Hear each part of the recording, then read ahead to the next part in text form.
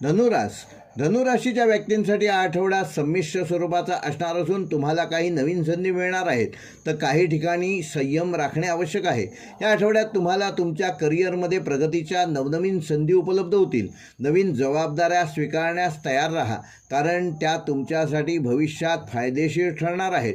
कामाच्या ठिकाणी तुमचे कार्यकौशल्य दिसून येईल. वरिष्ठांकडून तुम्हाला पाठिंबा मिळेल.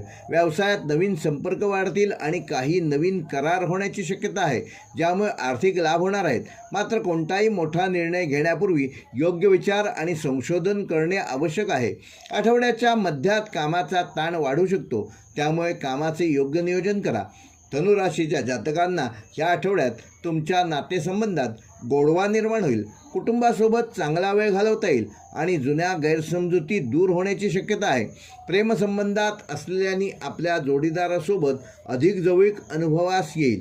अविवाहितांसाठी नवीन संबंध जुळण्याची शक्यता आहे, पण घाई न करता विचारपूर्वक निर्णय घ्या. मित्रपरिवारासोबत भेटीगाठी आनंददायक ठरतील. आरोग्याच्या दृष्टीने आठवडा धनुराशीच्या जातकांना सामान्य राहणार असून तुम्हाला उत्साहवर्धक वाटेल.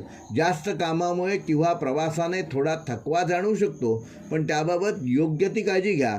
योग्य विश्रांती घेतल्यास तो थकवा देखील दूर होईल. पोटाशी संबंधित काही किरकोळ समस्या ह्या आठवड्यात उद्भवू शकतात, त्यामुळे आहारावर नियंत्रण ठेवा.